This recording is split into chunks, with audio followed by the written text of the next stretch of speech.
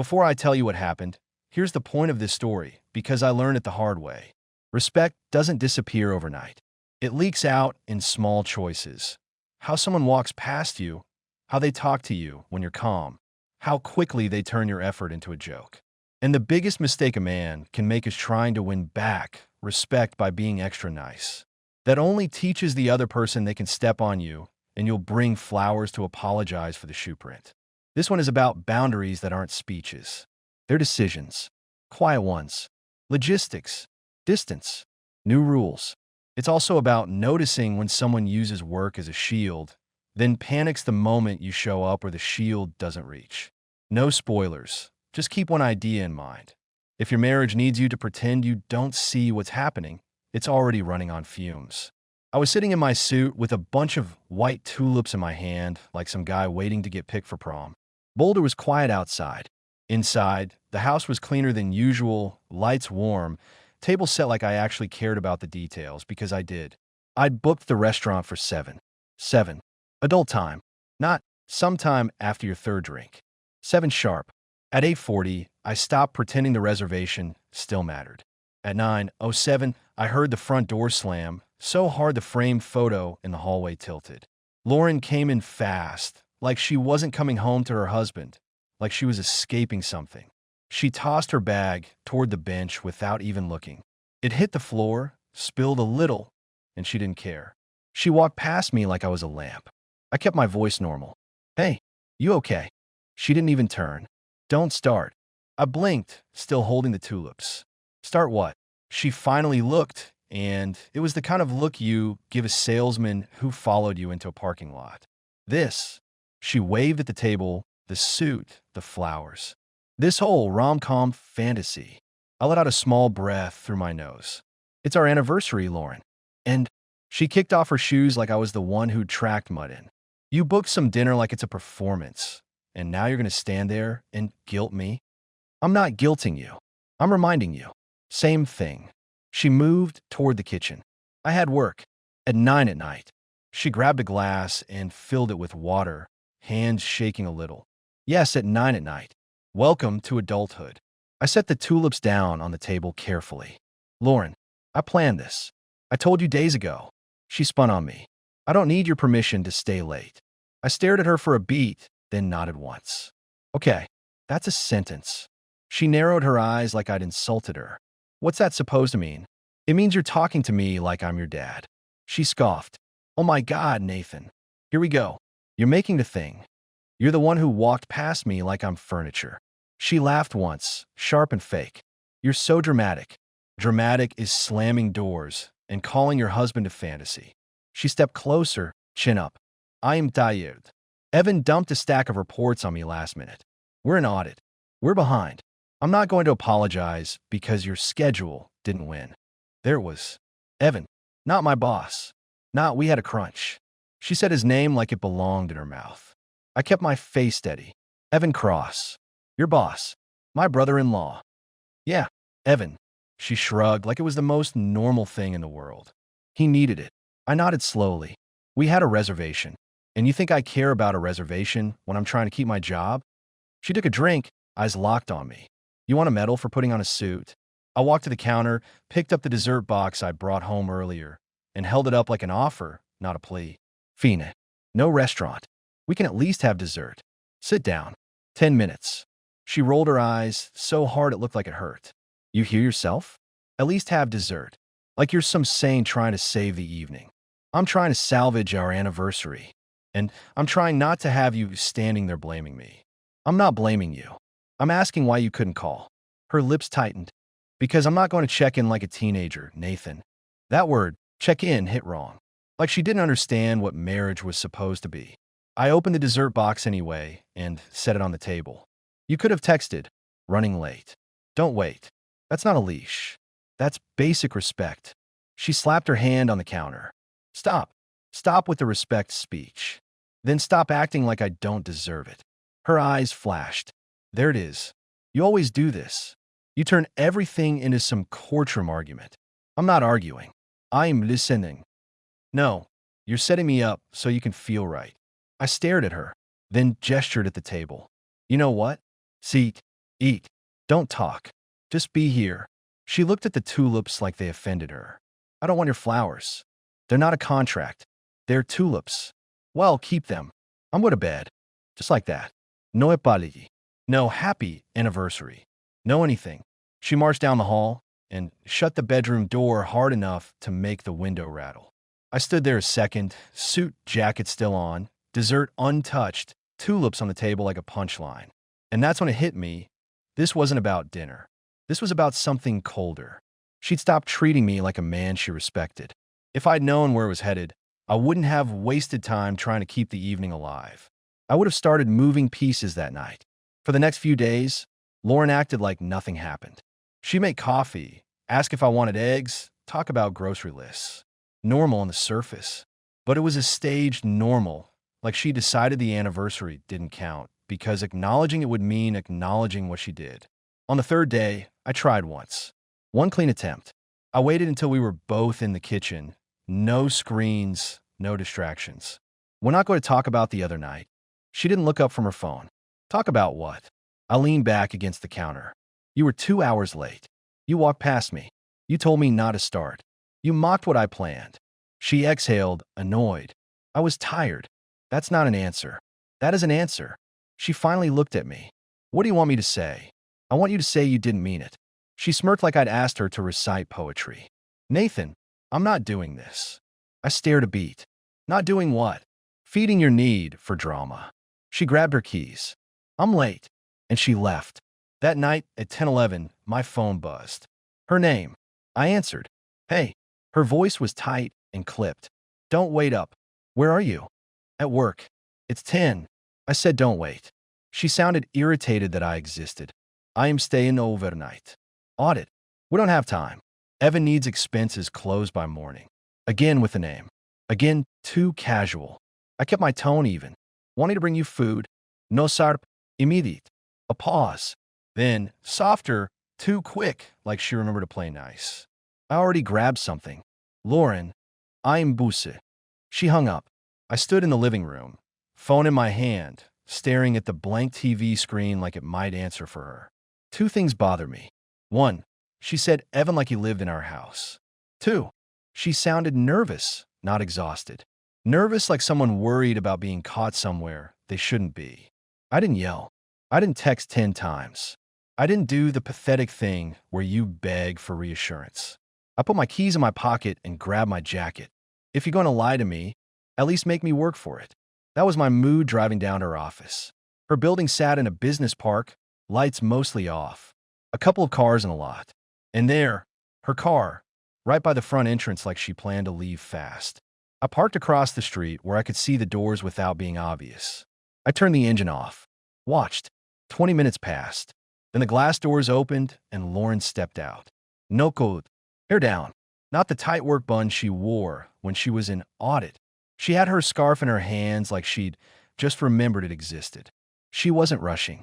She paused on the steps, looked at her phone, smiled at something, then stopped smiling and glanced around. That's not a woman spending the night with spreadsheets. That's a woman ending something personal and trying to reset her face before she gets in her car. I got out and walked toward her, calm and steady. Not fast, not dramatic. She saw me and froze for half a second. Then her face snapped into irritation. Not relief. Not you came for me. Irritation. What are you doing here? She demanded. I looked around the lot, then back at her. It's late. This area isn't great at night. I'm giving you a ride. I told you I was staying. I know what you told me. I nodded toward her car. You can leave it. I'll bring it back in the morning. Her eyes flicked to the building behind her, like she was checking who might be watching. No. I kept my voice level. Yes. She scoffed. Excuse me. I raised an eyebrow. Lauren, I'm not negotiating. Get in. You're going home. Her jaw tightened. You don't get to order me around. I'm not ordering you around. I'm changing how this works. I gestured to my car. You're done being out here at night by yourself. Get in. She stood there rigid. You're being controlling. I nodded once. Call it whatever makes you feel better. Get in. She looked like she wanted to argue, but she didn't, because arguing meant standing there longer. And standing there longer meant someone might walk out of that building. So she got in. The entire drive home, she sat stiff, staring out the window, hands clasped tight in her lap. I kept it simple. You didn't think to tell me you were leaving. She didn't answer. You said you were staying overnight. Silence. I chuckled once, not happy. That's a bold lie for someone who doesn't even have a pillow. She snapped her head toward me. Stop. Stop what? Stop implying things. I'm not implying. I'm observing.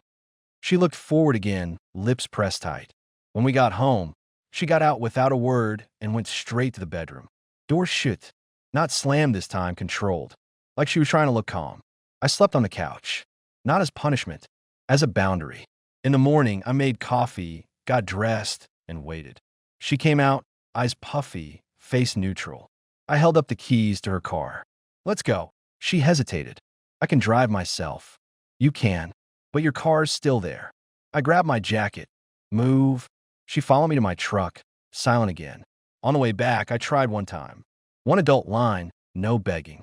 Lauren, we're living like strangers. You come home late, you shut me out. If something's going on, you tell me. She stared out the window.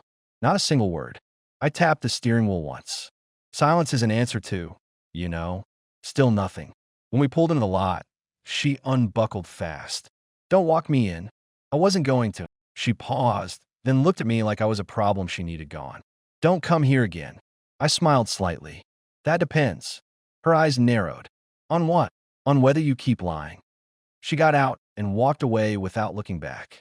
I sat there, hands on the wheel, watching her disappear into the building. And that's when a young woman approached my window. She looked early 20s, neat office clothes, nervous energy. She held a little badge lanyard in her hand like it was a shield. She leaned down slightly. Excuse me, are you Lauren Hale's husband? My stomach went cold, but my face stayed calm. Yeah, Nathan. Her eyes darted around the lot. My name's Hannah Reeves. I'm admin, sort of. I handle archives and access requests. I studied her. Okay. She swallowed. Can we talk somewhere not here? I nodded toward the coffee shop across the street. Walk with me. We sat in a corner booth. Hannah kept her voice low. I shouldn't be doing this, she said. But you don't deserve what's happening behind your back. I didn't react. I didn't ask for details yet. I just let her talk. She pulled her phone out, fingers shaking slightly. One of our camera feeds has been glitchy. I was checking the archive because security asked me to see if we lost footage. There's a corridor by the conference rooms. I held my coffee and waited. Hannah tapped her screen. This is late. After hours. Lauren was in the hallway. No code. Hair down. She looked up at me, eyes apologetic. Then Evan Cross shows up. My jaw tightened, but I kept my voice steady. Show me. She turned the phone. Lauren was on screen, leaning against the wall, laughing at something. Evan walked into frame close. Too close. His hand went to her waist like it belonged there. She didn't move away. Then they kissed, confident, practiced like it wasn't new. I watched it once. Then again, because I wanted my brain to stop trying to make excuses. When I handed her phone back, my voice was flat. How long? Hannah shook her head. I don't know, but it's not the first time. People talk. They stay late a lot. He schedules reviews when the office is empty. I nodded slowly. Why tell me? She looked down. Because you seem normal. You showed up last night, and she looked mad, not surprised. That's not right. I held her gaze. If they dig into access logs, can they figure out you pulled it? Hannah's eyes widened. Yes, eventually. Then they won't. I said it like a statement, not a promise. Your name doesn't come up. I'll handle it. Her shoulders dropped a little. Thank you. I stood up. You did the right thing. Go back to work like nothing happened. She hesitated. Are you okay? I gave her a small, dry smile. I'm not the one who should be worried. I left that cafe with a quiet switch flipped inside me. No more guessing. No more maybe I'm overthinking. No more try to win warmth from someone who treated me like an obstacle. Now it was about an exit built on facts and consequences. That evening, Lauren tried her first little reset. I walked in, and the living room looked staged. 2 glasses of wine on the coffee table, some throw blanket folded like a catalog photo. The TV paused on a show we used to watch. She stood there smiling. Hey you. Long day. I kept my jacket on. Depends. She laughed lightly, like we were fine. Come sit. I poured you one. I looked at the wine, then at her. I'm good. Her smile twitched. What's with you lately? I set my keys down slowly. What's with me? Yeah, she said, stepping closer, reaching for my hand. You've been distant. I took a half step back, just enough to make the message clear without making a scene. Her hand hung in the air for a second. Then she pulled it back, eyes sharpening. You're still on the anniversary thing, she said. I tilted my head. You mean the night you showed up 2 hours late, mocked me, and didn't apologize? She exhaled hard. There it is. No, Lauren. There it is. I nodded toward the couch. You want to play normal like nothing happened. That's not happening. Her tone shifted. So what? You're punishing me now. I'm not punishing you. I'm adjusting access. I pointed to the hallway. Bedroom is your space tonight. I'll take the couch. Her eyes flared. That's ridiculous. I shrugged. You call my effort fantasy. I'm done auditioning for the role of husband you tolerate. She stepped closer, voice low and sharp. Say what you mean. I met her eyes. I don't recognize our marriage right now. And I'm not accusing you of anything yet. I paused. But I'm watching. That hit her like a slap. Her face tightened. Then she laughed, forced. Wow. So now you're a detective? No, I said calmly. I'm a man paying attention. She threw her hands up. You're unbelievable. Still not an apology. I added, walking past her. You want an apology? She snapped. Fine. I'm sorry you're so sensitive. I stopped at the hallway and looked back. That's not an apology. That's you trying to win. She stared at me like she wanted to throw something. Then she stormed off and slammed the bedroom door. I went to the couch, not angry, not shaking, just done. The next morning, I drove to Lakewood. Mr. Collins had been around forever. Gray hair, steady eyes, office that smelled like coffee and paper. He wasn't the type to hype anything up. He looked at the video, watched it twice, then set the phone down. He didn't ask how I felt. He asked, "What do you want, Nathan?" "Clean exit," I said. "No shouting. No chows. But consequences that can't be talked away." He nodded. "You have proof involving a supervisor and a subordinate." "I'm not going to HR," I said immediately. He smiled a little. "Good. HR protects the company from noise, not from rot." I leaned forward. "Then what?" He tapped a pen once. "You send it above the people who want it buried. Board. Compliance. Whoever has to answer to reputation and money. That triggers an internal review. They'll act to protect themselves." I held his gaze. "And the young woman who pulled the footage? Hannah. She can't be collateral." Collins nodded slowly. "We can structure it so the source isn't exposed. No names. No access trails mentioned. We keep it clean. Do it." He opened a folder. "This will change her life." I gave a small, humorless smile. She already changed mine. Over the next 2 days, I moved like a man with a plan. I didn't fight Lauren. I didn't interrogate. I didn't try to trap her in conversation. I set boundaries. I slept on the couch again. I stopped sharing little updates about my day. I kept my schedule mine. I made sure my accounts and paperwork were organized without announcing it like a threat. Lauren noticed. That's the thing about control. When you take your hands off it, the person who's been using it panics. On Thursday, she texted, "Going to Dallas for a strategic meeting." Back Saturday. I replied, "Okay." 2 letters. No questions. No be safe. No emotionales knocks. When she came back Saturday night, she walked in looking too light, too polished. Hair done, outfit sharp, like she'd been somewhere fun, not exhausted. She smiled big. "Hey, I missed you." I looked up from the kitchen table. "Did you?" She laughed. "Yes. Come on, don't be weird. I'll show you pictures." The hotel had this view. I held up my hand, not angry, just stopping the performance. "Lauren, seat." Her smile faltered. "What's going on?" I reached for my phone and slid it across the table. She frowned, picked it up, and the moment the video started, her face drained. She froze on the frame where Evan's hand was on her waist. Then the kiss. She stared like the screen was going to change its mind. Her voice came out small. "Where did you get this?" I didn't blink. "Does it matter?" "Yes," she snapped, panic flashing. That's private. You did it in a hallway with cameras," I said. "Not exactly a locked diary." Her eyes darted around the room, looking for a handle. "I can explain." I tilted my head. "Go ahead." She opened her mouth, then closed it. Try it again. It's not what it looks like. I let out a short laugh. Lauren, it looks like exactly what it is. She stood up fast. This is insane. You're spying on me. No, I said, voice flat. I observed. Then I confirmed. Her eyes flashed. You don't understand what pressure I'm under. Evan. Stop saying his name like it's a safety blanket. She slammed the phone down on the table. He's my boss. And your sister's husband, I replied. You didn't just cross a line. You lit on fire. She stepped closer, voice rising. Lower your voice. I looked around our quiet kitchen, then back at her. This is me calm. Her breathing got fast. Okay. We can fix this. We can talk to someone. We can. No, I said, and the word landed heavy. She froze. No. I stood up and walked toward the back door. Where are you going? She demanded. I didn't answer. I opened the door and stepped on a back porch, letting the cool Colorado air hit my face. Behind me, I heard her follow, barefoot on the tile, angry and scared. Nathan, her voice cracked. You can't just walk away. I turned my head slightly, not fully facing her. Watch me. She stepped into the doorway, eyes shiny, voice switching tones fast. Please, don't do this. Think about us.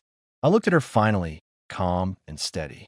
Us was over the moment you walked past me on our anniversary, like I was a coat rack. She flinched. I was stressed. No, I said. You were entitled. You thought you could keep me as background while you lived a second life somewhere else. And you thought I'd stay quiet. Her face twisted. You're going to ruin everything. I shrugged. I'm not ruining anything. I'm removing myself from it. She swallowed. Then try the next move, sweetness.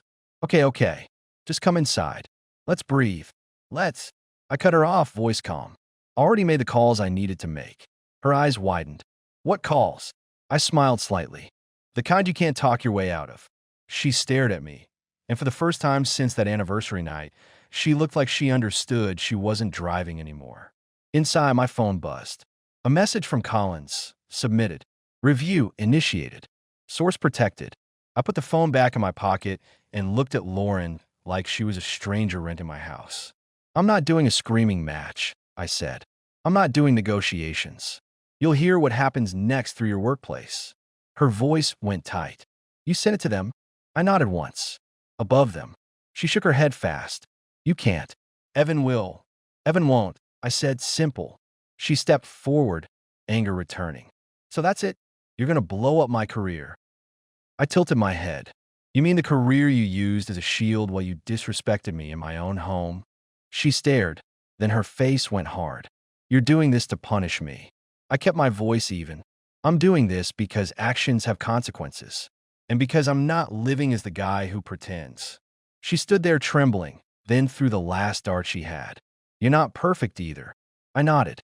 Never claimed I was. She waited like I'd beg her to stay. I didn't. I turned back to the yard and said the final line, quiet but sharp. You wanted freedom from accountability. Congratulations. You got it. The next day, Melissa showed up at my door. Lauren's sister was normally polished and loud in that I run this family way. That day she looked tense, irritated, trying to act like she wasn't scared. She crossed her arms. Why are you being so cold? I didn't invite her in. I stood in the doorway. Hello to you too. She huffed. Lauren's been stressed. You're making it worse. I raised an eyebrow. I'm making it worse. Yes. She said you've been acting weird. Distant. Like you're trying to punish her. I gave a small smile. Lauren says a lot of things. Melissa leaned forward. Nathan, just be a man and handle your marriage. I held her gaze, voice calm. I am. She scoffed. By sulking, I chuckled once. No, by making sure the truth has gravity. Melissa's face tightened. What are you talking about? I spoke slowly, careful. Looks like you haven't heard the news about your husband. Her expression changed in real time. The irritation slipped, replaced by confusion, then fear. What news? I shrugged lightly. You'll find out, and you might want to sit down when you do. She opened her mouth, then closed it. Did Lauren? I cut her off with a calm look. Melissa, if you start swinging at me right now, you're going to learn everything the hard way. Go home. Handle your house. She stood there frozen, then backed away like the porch had turned hot. By Monday, the company had announced a review. That's the polite phrase. Lauren came home pale, eyes wide, moving fast like she thought she could outpace reality. She tried to talk, then she tried to cry, then she tried to get angry again. I didn't take the bait. I'd already packed a bag, not in secret, just quietly, like a man who knows the game is over. I'd arranged a short-term place across town. I'd moved my important documents and shut down any shared access that didn't need to exist anymore. Lauren watched me carry my duffel to the truck and finally snapped. "So you're just leaving?" I looked at her once. "I left weeks ago. I just stayed in the house." She stared like she wanted to scream, but she couldn't find the right angle. Because here's what she lost. Not just me. She lost control. Within 2 weeks, Evan was gone from that company. Lauren wasn't celebrated anymore either. Doors that used to open for her didn't. Invitations dried up. People don't like being near a scandal, even when nobody says the word out loud. Melissa stopped calling after one tight voicemail where she sounded like she'd aged 5 years overnight.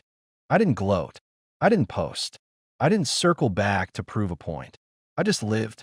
A few months later, I was in a different place, literally and mentally. I rented a clean townhouse with a garage and a quiet street. I bought a truck that fit my life. I put my energy back into my work and started going out with friends again. Real friends, not couples we tolerated out of obligation. And yeah, eventually I met someone new. Her name was Claire. She didn't play games with time. She didn't talk to me like I was in her way. When she said she'd be somewhere, she showed up. Simple. Almost shocking how peaceful that feels after living in noise. Last I heard, Lauren was bouncing between fresh starts, trying to explain away a mess that didn't want explaining. The comfort and status she protected so hard, it didn't stick to her once the story changed. And I didn't rescue her from it, because I wasn't her background anymore. If you take anything from this, take these lessons. First, when someone disrespects you, don't try to buy back respect with extra effort. That anniversary night could have turned into me begging, bargaining, performing. That would have taught Lauren one thing. She could treat me however she wanted and still get my energy. Instead, I set a boundary with action. Space, distance, new rules. No speeches. No chasing. Second, facts matter more than conversations with someone who's committed to a story. When Lauren said audit, her tone and behavior told me more than her words. The mistake would have been endless talking, asking why, asking for reassurance, accepting vague answers. I didn't need a confession. I needed clarity. I got it through observation and proof. Third, consequences should be structural, not theatrical. The easy trap is to explode, threaten, and turn it into a loud mess that gives the other person something to flip against you. I took the opposite route. Calm steps, protected the witness, and let a bigger system do what it does when it has to protect itself. What would have been the wrong move? Pretending nothing happened. Fighting for closure. Trading dignity for temporary comfort. If someone wants the benefits of a marriage without the basic respect, you don't negotiate your way back into their good graces. You remove yourself from the role. Respect isn't a gift you beg for. It's the minimum price of entry. And if someone won't pay it, they don't get access to you.